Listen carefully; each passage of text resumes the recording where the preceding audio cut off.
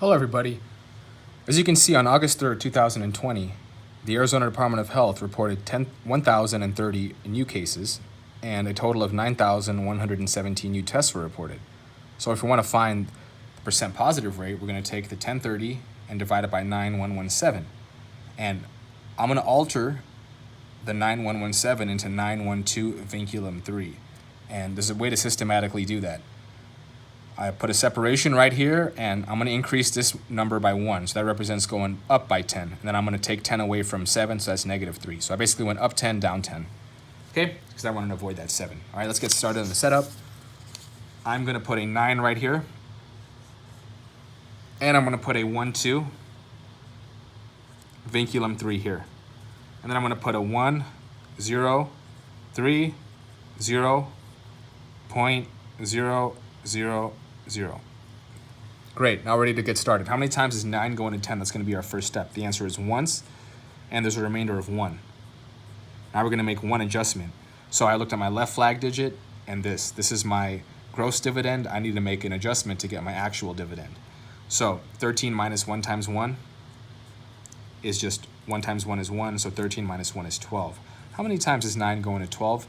My actual adjusted dividend, the answer is once, with a remainder of 3. So 3 goes here. Now I'm going to make 2 adjustments. So I put 2 minuses, and you want to follow the step. It's going to follow this structure.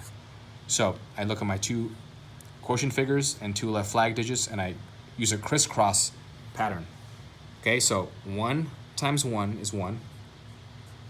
2 times 1 is 2. 30 minus, this is just 3, is 27. How many times is 9 going to 27? I'm not going to say 3 because that's going to lead to a remainder of 0. And once I subtract and make adjustments, I'm going to be left with a negative adjusted remainder, and I don't adjusted dividend. I don't want that. So 9 goes into 27 2 times. 9 times 2 is 18, so there's 9 left over. Now I'm going to make 3 adjustments. And you want to think of this step as having this structure. Okay? So you just work your way outside in. Contrary motion. 1 times 2 is 2. I'm going to put a 0, 2. 2 times 2 is 0, 2. 2 times 1 is 0, 2. 3 times 1 is 3, but it's negative. So negative 3 times 1 is negative 3. So negative 3. Let's put it like that. Okay, so I end up adding this. So I have 90 plus 3 and then minus 2 minus 2. So 90 plus 3 is 93, minus 2 is 91, minus 2 is 89. So I have 89 right here. How many times is 9 going to 89? We're going to say 9. Right? 9 times 9 is 81, so that means there's 8 left over here. Again, I need to make a triple adjustment. So you're going to work with these 3 now. So 1 times 9 is 9. 2 times 2 is 4. 9, 4. 3 times 1 is, I get negative 3 here. So this ends up getting added. So we can do it this way. Let's just go in order. 80. Actually, let's go this way. 80 plus 3 is 83, and this makes negative 13, so 83 minus 13, 70. How many times does 9 go into 70? The answer is 7, because 9 times 7 is 63, so there's 7 left over here. I'm going to make a triple adjustment, and I'm going to look at these 3. So 1 times 7 is 7. 2 times 9 is 18.